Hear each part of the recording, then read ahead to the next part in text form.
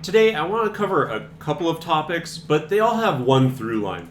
And that has been a very disturbing trend that I have seen lately of Israel snatching up a bunch of different media properties with the goal of cracking down on freedom of speech in the United States. And I'll lay all of it out, but before we dive too deep into it, I need to make my common disclaimer that when I'm talking about Israel and or people who support it here in the US, like Larry Ellison, I'm talking about very specifically the government and their goals of essentially cracking down on anti-Israeli speech.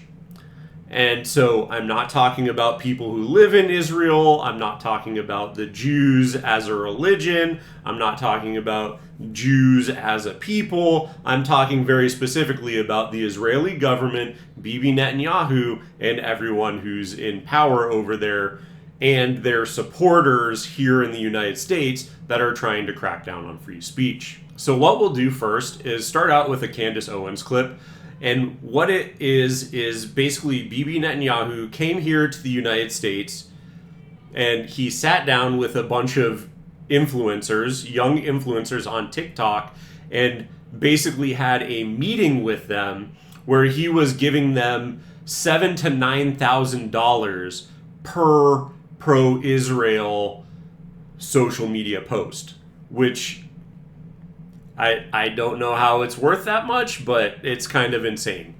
So anyway, what I'll do is I'll play this Candace Owens clip where she basically plays that and provides some of her thoughts, and then I'll provide my thoughts. Then I'm going to move into, secondly, kind of a wider conversation about Larry Ellison and all of the media properties that he's buying up right now, and how that is very concerning because, again, it's a very broad movement, buying up CBS, buying up Paramount, buying up TikTok, like buying up all these different properties to try and basically, I'm assuming they're going to, I mean, it's not too hard to see this, it's going to be some very pro-Israel content being shoved out on all those platforms. And then the last thing I'm going to view is going back to Candace Owens, and she covered a few people who are making some very eyebrow-raising statements and no ideations of ending their lives. And so, yeah, that is the thing. Is it is kind of insane when you look at all these different points and then you draw a through line for them. It's very concerning. So again, we'll start with the Candace one and then we'll go from there. What can I say, you guys? The world is very clearly changing, and it is changing fast. Okay? 2 years ago, the mere idea that you might share a perspective that Jews are controlling the media, that would be considered anti-Semitic. You would be called a Jew hater. Fast forward to 2025, and Bibi Netanyahu is now hosting an on-camera meeting with American social media influencers to talk about how they are going to shape U.S. opinion.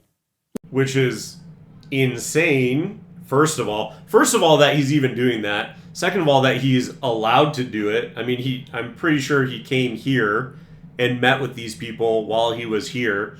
Third of all, it's not even a question about if he is doing it or not, right? It's one thing to make an unsubstantiated claim. He literally videotaped it, and it has been shared for everyone to see. It is so naked. It is so insane that they're doing this, and I just can't believe it. I don't.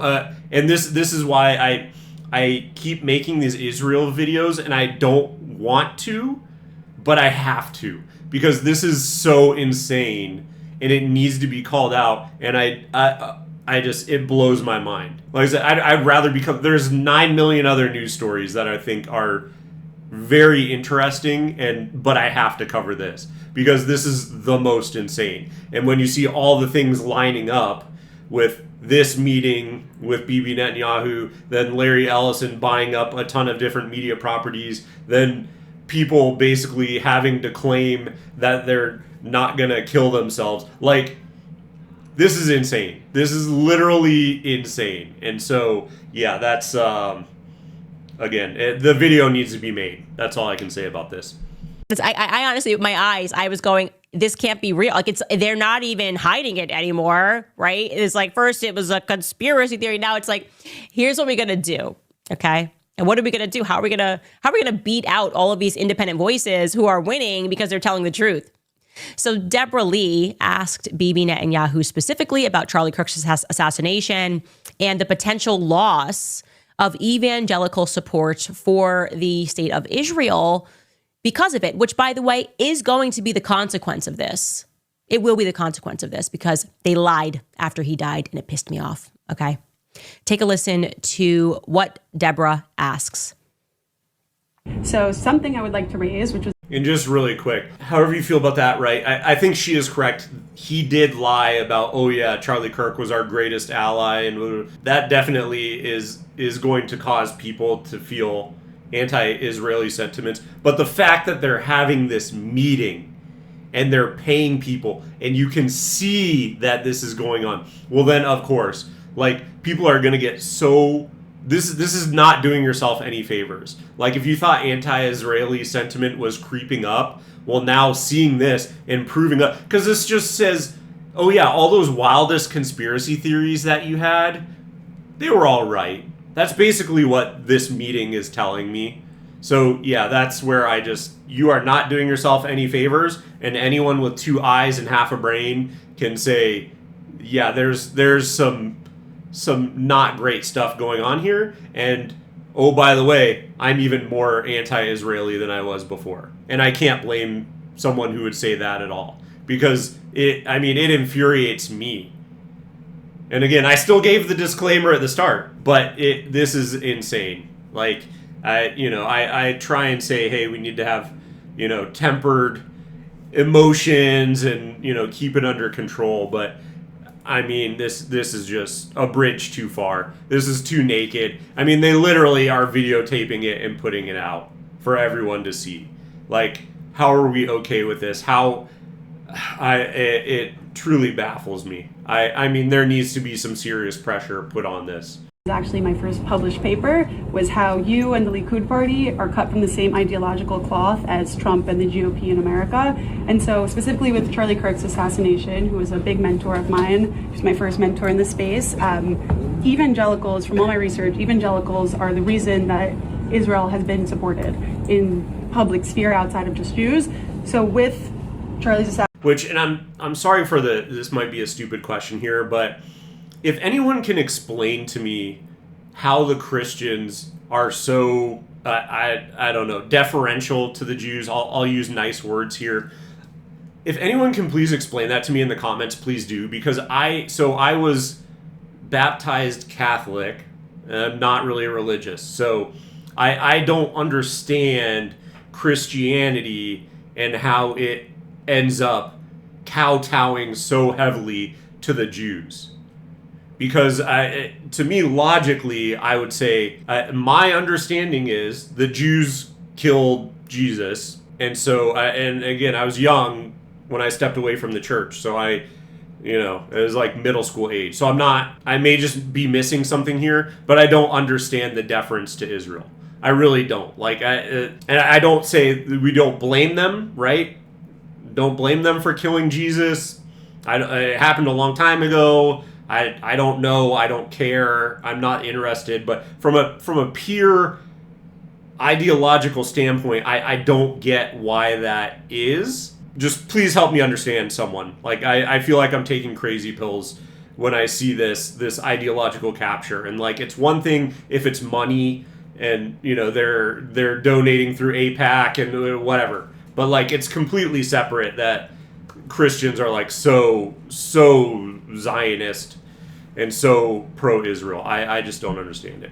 But sorry, I wanted to make a quick aside there. Assassination, and with the kind of trajectory that we see with like Candace Owens and Tucker Carlson, I guess I'm curious about what's another game plan if we lose evangelical support for the state of Israel. What's our backup plan to be strong, like outside the diaspora?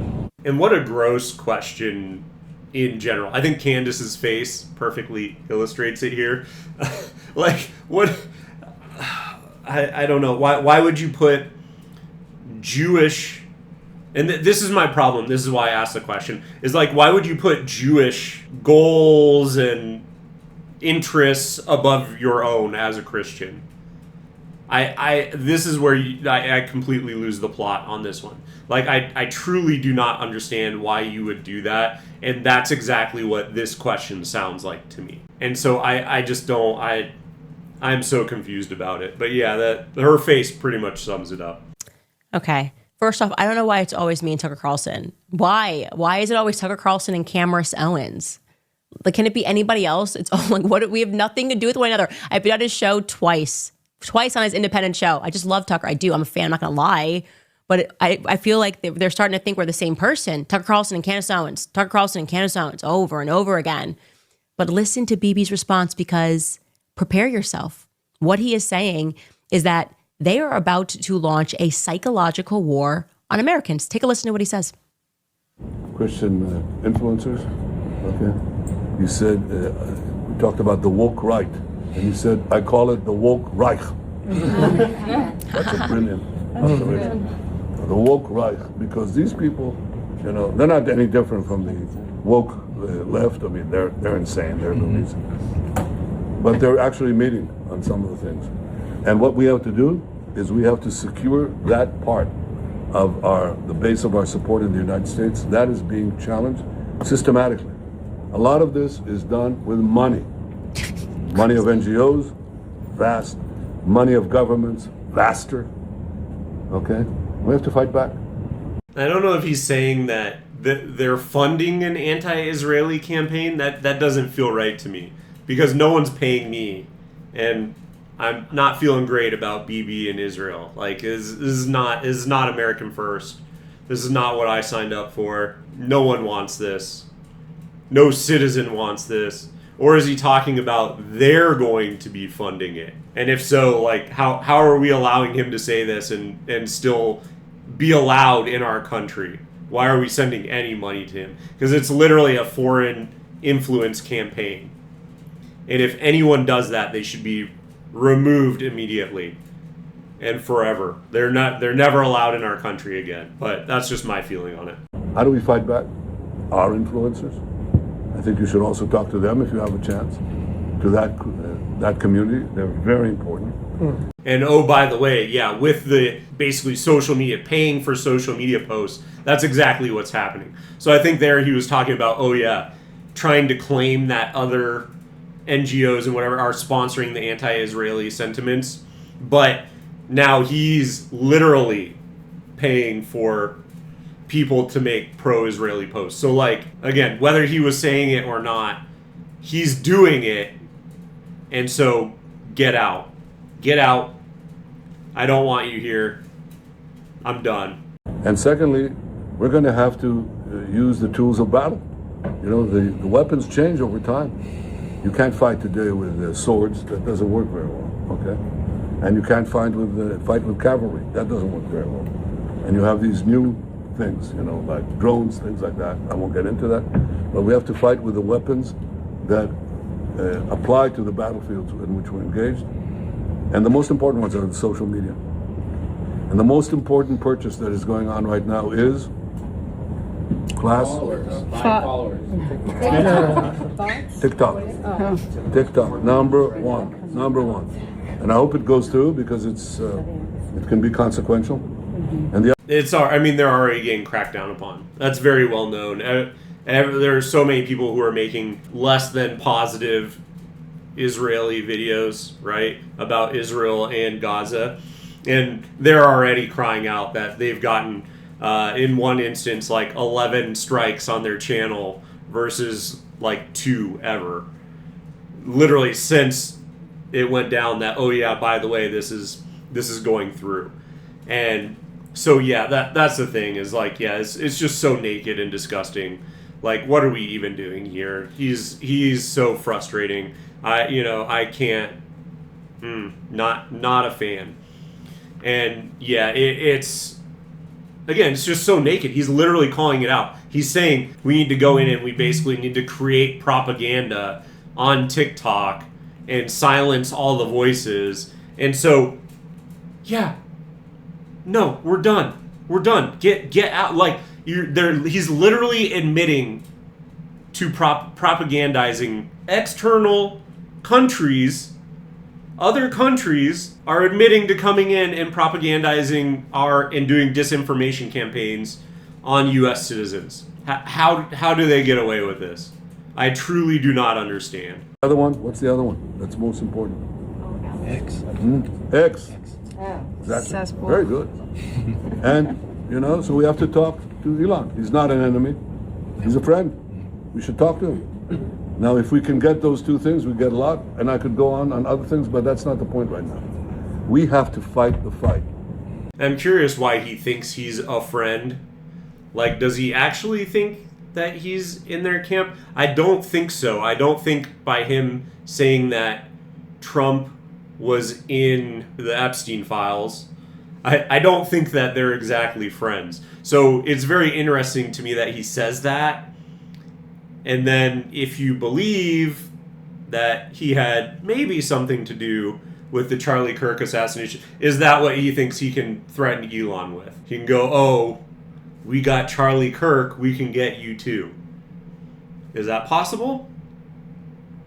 I'm not saying that's what happened, but what I'm saying is, why is he so confident that he has Elon is such a great friend when he literally was saying that Trump was in the Epstein Files? That doesn't seem like a great friend would call out someone that you have so obviously under your thumb. Again, just a question. Just curious.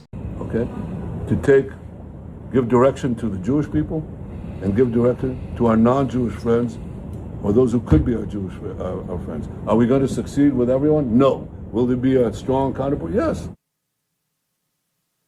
Okay, so like we're allowed to say Israel controls the media now. Okay, I think that's just like on camera now. There will be no dispute about this.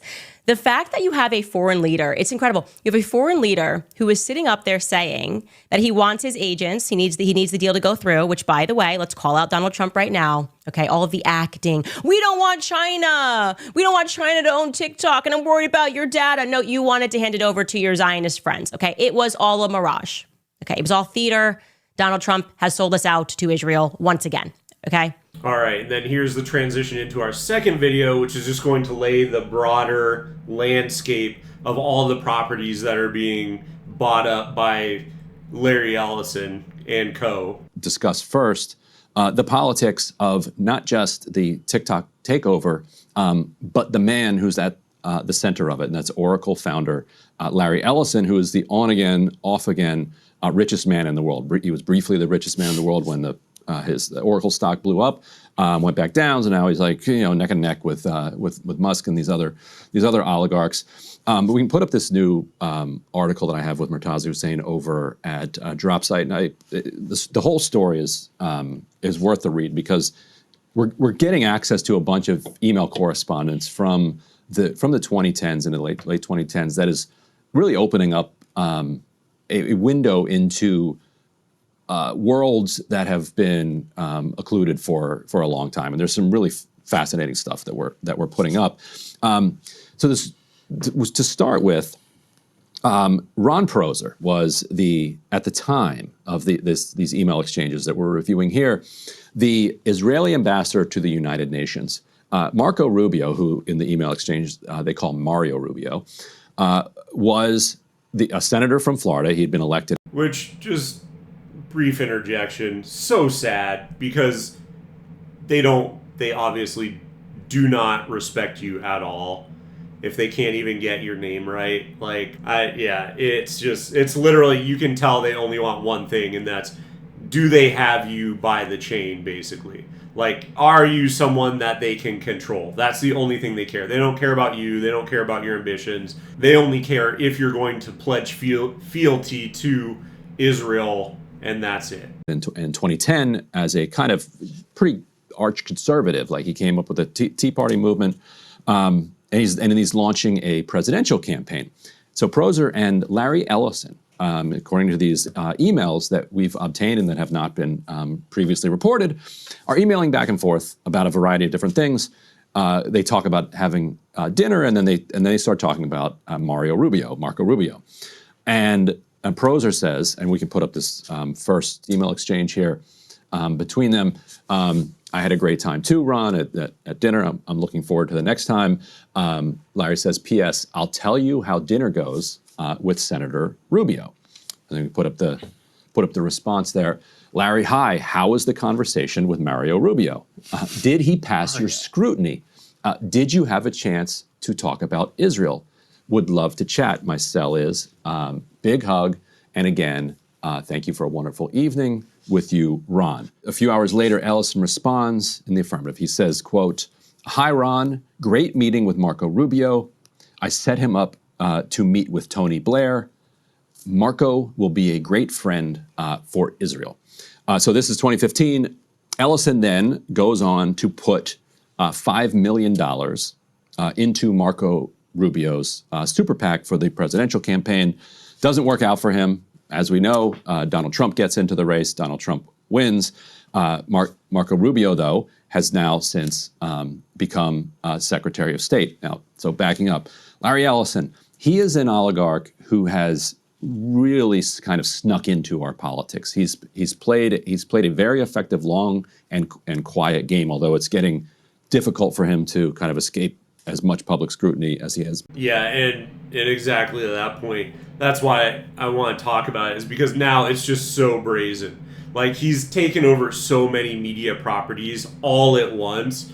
Like, you just kind of look at it and you go, that's interesting. I wonder why. Oh wait, you don't need to wonder why. It's very, and the timing is just so coincidental. So yeah, it's disgusting. And that's, again, the video needed to be made. Been able to in the past, just because of the sheer dominance that he's been able to display. Oracle is a database, a software technology that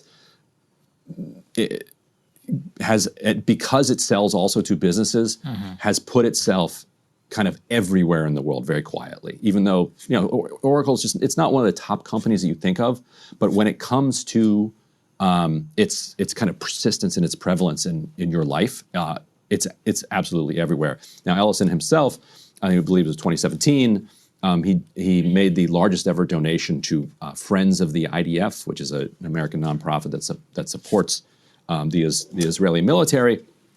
And this line here where he says, I set him up to meet with Tony Blair. That's key. So why on earth is Larry Ellison setting anybody up to meet with the former UK Prime Minister, who's most known for going along with George Bush with the invasion of the Iraq War? So after he becomes Prime Minister, Tony Blair sets up the Tony Blair Institute for Global Change. Larry Ellison has given or pledged more than $350 million. And I think we have an element on that one, to the Tony Blair Institute. Wow. Recent reporting by the New Statesman and Lighthouse Reports reveals which is an insane amount. Like, that's like, what are you getting for $350 million? These people have too much money, man.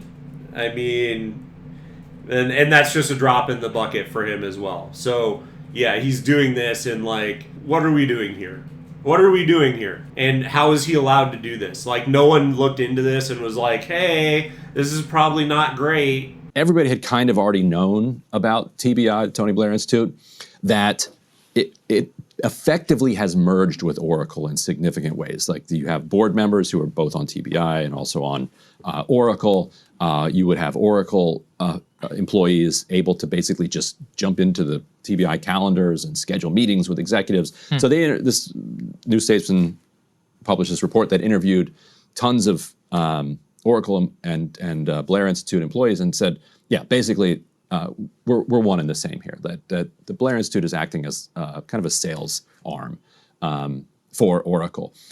This is important because in the spring, this past spring, as Times of Israel just recently reported, Jared Kushner asked the Tony Blair Institute to come up with a post-Gaza, post-war, post-genocide reconstruction and redevelopment plan. Some of those details leaked. So the Tony Blair Institute did put together this project. If you're following along, you saw that when Donald Trump announced that he was creating this board of peace that was going to be chaired by himself, he said the key figure on it was going to be none other than Tony Blair, which brings everything full circle. Obviously, at the center of all of this is Secretary of State Marco Rubio, who helped set up the TikTok deal. As a senator, Rubio, by the way, was one of the most outspoken against TikTok the whole time. And obviously, Rubio plays a role as well in the diplomatic lead up and the rollout of this Gaza plan, which... And so just connecting the dots. So it's fully naked and laid out. So basically, toady of Larry Ellison, so Larry Ellison adjacent, is in charge of this whole Gaza rebuilding. So basically, pro-Israel adjacent. And then Marco Rubio was very anti-TikTok until, oh, by the way, we can get it into the hands of a pro-Israel force. Just fully laying it out there. You know, if the reporting is accurate that the Blair Institute is an arm, effectively, of Oracle. Or is influenced by them. Influenced by Oracle. Right, at the very least. $350 million is going to buy you some influence in a nonprofit. I think we can honestly all say that. Yes. And being in regular meetings, and as this new statesman reported, like, effectively, like... Yeah. It is interesting to me, Ryan. I know there was a lot of liberal freak out about Elon and Twitter. I think the Ellison family is way more effective right now. I mean, let's think about this.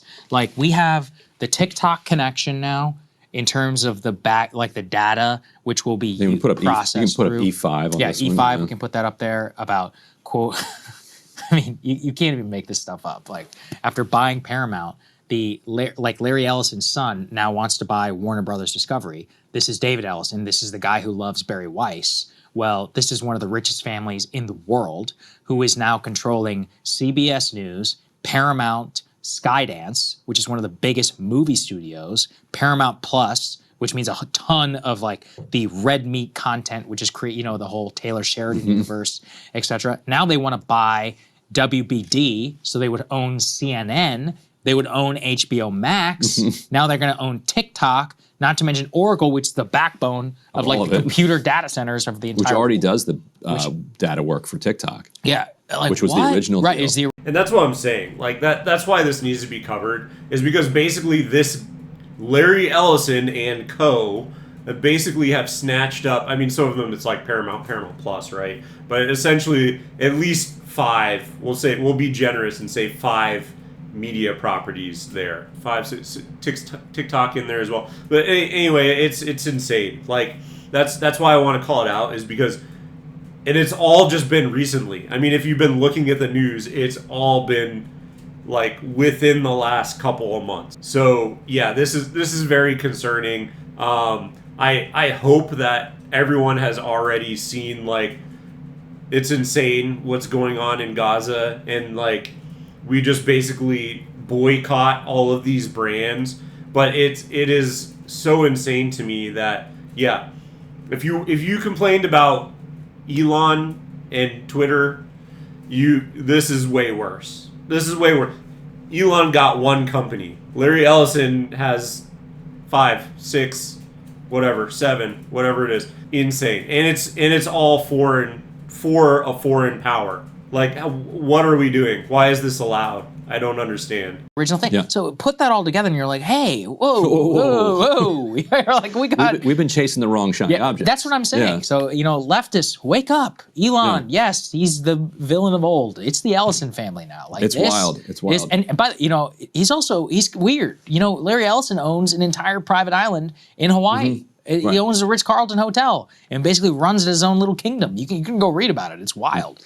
He has somehow, been under the radar. Obviously, he's been very influential on Republican politics, but the level of control now that this family has over American political discourse, and particularly has like an unending, basically desire to shape American public opinion to be pro-Israel, we should all be very, very skeptical. And so we also have a quote in this story from Oracle. And also, by the way, an endless supply of money. And that's the thing is, when the stock market, it's all bound in equity. And then he says, oh, we're going to invest into OpenAI and we're going to be getting $10 billion. Forget that OpenAI doesn't even really turn a profit right now. We're going to be getting, $10 billion per year from them, or whatever it is. And then the stock price goes up, and then his net value or his net worth goes up. And this is why the whole system is so fucked, is because it's completely removed from actual,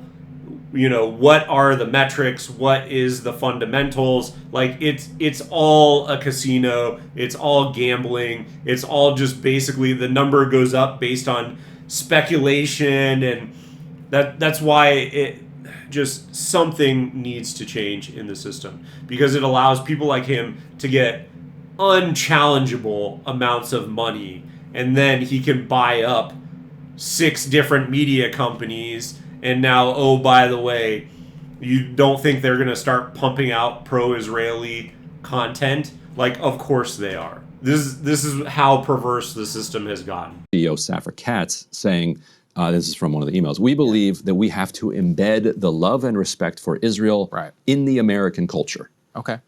They're very explicit about And that was from 2015. Yeah. Right? This is before this is even a thing. Yes. This is 10 years ago. And to your point about Ellison and his interestingness, let's roll E6. If you think you're not bothered enough.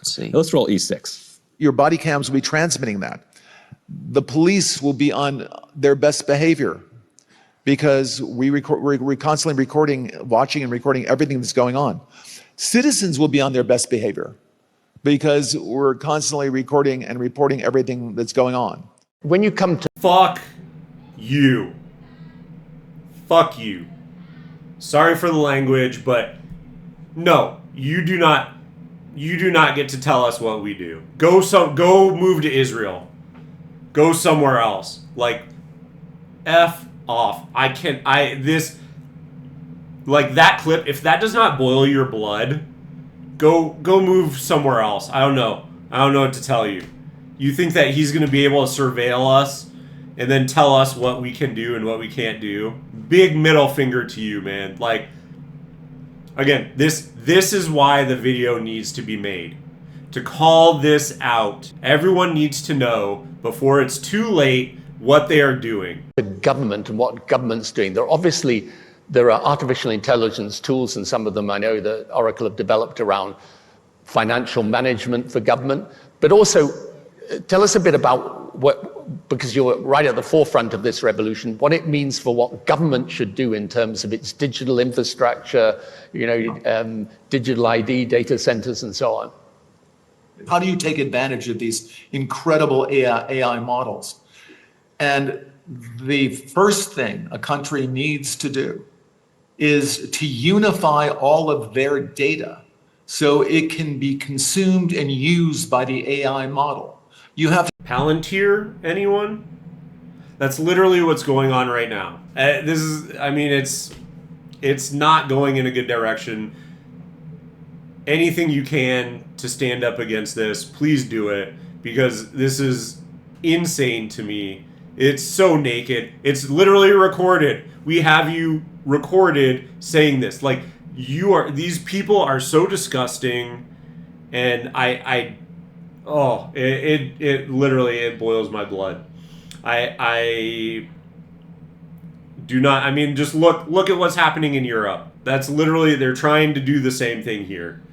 And every single person needs to unite against these types of people. Forget left and right. Forget any of that. I don't care anymore. It needs to be us telling them this is not acceptable. To take all of your healthcare data. your diagnostic data, your electronic health records, your genomic data. And in the Middle East, in the UAE, for example, they are incredibly rich in data. Yeah, I'm out. I'm out on that. I regret to inform you it is too late. He is now basically the most powerful man in the world. Yeah. Just want to underline what he just said. Citizens will be on their best behavior because we are constantly recording and reporting everything that's going on. See, this is where I'm just like, might as well be China, because at least there is the government, all right, and not Larry Ellison. I would at least take the government. I would take the authoritarian Chinese government over that. Right, because there's at least some participatory democratic ways to pressure that government. Right. They don't have elections. Not really, but kind of, not really. Yeah. But here we're going to have the worst of all worlds, because we'll have the outlet of fake elections where people's anger at the system can be channeled into these days where you go and check a box when it goes into a void.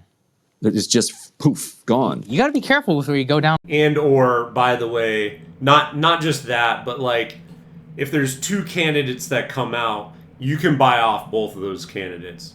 And that's the other thing about amassing such a vast quantity of wealth, is if Larry Ellison comes to you and says, oh yeah, by the way, if you do this, I can put you as a chairman of the board on Oracle and give you stock options that are worth $1 billion. Again, how like the disparity is too great now. Like it's almost insurmountable, and that's where it's so concerning to me, is that you don't even have to. I mean, literally, whoever gets elected, he can go to them on day one. Like when you saw Trump with all of the tech billionaires behind him, any one of them could have given him that sort of a deal. Or we'll hook up one of your children or whatever. And that's exactly it, is if you do not see how bad this is and why it's bad, please reach out to me. I will be more than happy to explain. But again, that's why I'm laying it out. That's why I'm covering it, because it needs to be brought to light. And if you haven't been following along, by the way, welcome. This is where this is the state of the country right now. On that road, Ryan, it might lead you to some interesting theories of governance. All right, okay, let's go. Look, we tried this one. And this is what we're getting. That's true. All right, and then the third video, we're going to go back to Candace, because she covered something that I think is very eyebrow-raising and is very concerning when you pair what we just covered along with, oh, by the way, how certain people who are speaking out against this kind of consolidation and censorship and the genocide going on in Israel, they have been speaking out against it, and then, oh, by the way, now they're making some very eyebrow-raising claims. So we're gonna take a look at this really quick, and then I'll do a wrap up as well. My thoughts on this, and then a wrap up as well. Anyways, further to that point, I had done, and if you have not watched it, you should jump into the Epstein series that we paused because this happened, where we talked about that, the hand of Midas, making these people executives. We're more successful because we're brighter. No, you're more successful because you're more corrupt. You're willing to lie, cheat, steal, and kill, actually, to get whatever it is that you want. And the Jeffrey Epstein story has all of those elements, right? And our government, I think actually it was the day that Charlie was killed, quietly voted. We're not going to actually release any Epstein files. Wow, how do they maneuver that? Yeah, and that was one of the points that I had made about the possible Israeli connection or some sort of governmental agency, is because if you knew that was going to happen, they pushed through in legislation, and there were like 4 or 5 things that they did all within 24 hours of Charlie being assassinated, because they knew that someone knew. I don't know if it was pre-planned or if they just said, hurry up, let's move it along. That, oh, by the way, this was going to just suffocate the news feed for a week. So let's push everything else through super fast in the hours immediately after, in the day or two after, and then get all of that, sweep all that stuff under the rug because no one's going to pay attention to it. very, very eyebrow raising, very suspicious, very peculiar, to say the least. Well, Marjorie Taylor Greene has been very loud about how she is against that, as she has grown increasingly vocal, and she feels the need, as she did a couple of days ago, to publicly clarify that she is not suicidal. She wrote, "I am not suicidal, and I'm one of the happiest and healthiest people that you will meet. I have full faith in God, and Jesus Christ is my Lord and Savior. As a sinner, I am only saved through his grace and mercy. With that said, if something happens to me, I ask you all to find out which foreign government or powerful people would take heinous actions to stop the information from coming out. Not only about this issue, but because of the truth that I have been speaking. The people understand what I am saying. Yes, we are the people, and we understand what you are saying. We understand why speech is considered so dangerous, why the ADL creates a list that features people like Charlie Kirk and Turning Point USA and Candace Owens. Why speech is so dangerous is because if it carries truth, it speaks to power. And power is not truth. Power at this moment is a lie. It is a carefully woven lie everywhere, rigged against all of us. Marzi writes, "Hey, Candace, did you see Theo Von's viral clip about letting Israel know that he is not going to end his own life?" My goodness, why do we all have to do this? It's sad that people feel that they have to make public announcements. I had not seen it, but my producer says that he pulled the clip, so let's watch it together. I would never take my own life. I would never take my own life. Okay? You hear that, Israel? Oh. I would never take my own life. I'm grateful to God for his grace in my life. I love my siblings. I have so many friends and people that love me and people that I want to see their children grow up. I'm hopeful that I get to have a wife and meet my own children one day. Like, there's a ton of things in my life that keep me alive and hopeful, right? I want to be able to have an impact in the world. Those are just a few of them, probably, you know? I mean, so many just moments we've shared on this show that I'm like, oh, I live for those things. I mean, it's ridiculous, but we do all have to say it. If you have influence and you're speaking out against Israel, you do have to kind of make that statement. And so I join him in chorus in saying, I love my life. I love my children. I love my husband. My life is fantastic. I love all of you guys. You're such a blessing. And I would never take my own life. I have no suicidal thoughts, not since I was like 18 and an angsty teenager breaking up with a boyfriend that I thought I was going to be with forever. And I also wake up every day feeling encouraged because there are good people that... And here's the thing about that is why are they having to make these statements?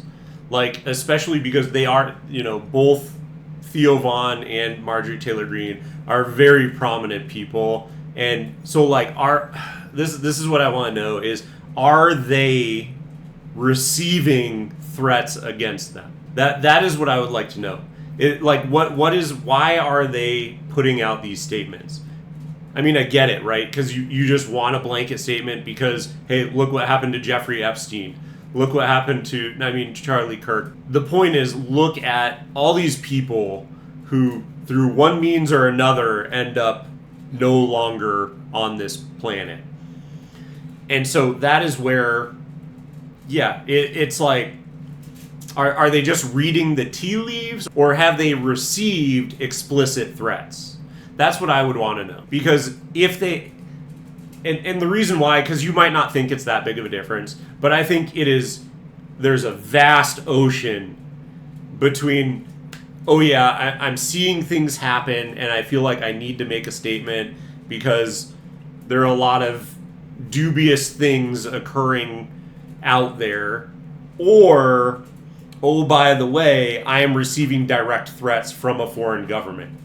And if that is happening, if a foreign government is threatening people who we listen to and have influence in our country, well then you cannot support that foreign government anymore. I don't care what government it is. And so that's why I, looking at that and then overlaying, taking a look at that and overlaying it on the media landscape and how Larry Ellison is going and buying all these groups and properties and companies and everything. It just looks very suspicious to me. And again, I need to know, I would like to know how I should feel about what is happening. That's what I want to know. Like, it is unacceptable for a foreign country to be doing this to the United States. Point blank. We're done. Like, if that's what's happening. And so that's why I would like to know. It would be interesting. Now, are they actually going to come out and say exactly why they're making these statements? Probably not, but it is very disturbing. It is very disturbing to think that another country would come in and assassinate politically influential people and culturally influential people. And people who I think, again, I would put both Marjorie Taylor Greene and Theo Vaughn, whether you agree with everything that they believe or not, I would put them in the camp of people who I think are citizens of the United States that have the United States' best interests at heart. I think that's a pretty easy statement to make about both of them. Whether you agree with what they think the direction of the country should be or not, I think they say things that they think will make the country better. And that's what we should all want at the end of the day. And so this media buy-up by Larry Ellison, I think, is not making the country better. I think it will make it actively worse. I didn't vote for Bibi Netanyahu. Like, I'm not voting for a foreign country to rule over us. One that is so small and inconsequential, in my opinion. They're like our 63rd largest trade partner. Like, what are we doing here? So it's just very frustrating to see all of this happening. And again, this video needed to be made. That's why I'm doing it. Anyway, if you like this video, give it a thumbs up. If you're interested in more of my content, drop a subscription below. It really does help my channel grow. And if you have made it this far, thank you so much for watching, and I will see you in the next one.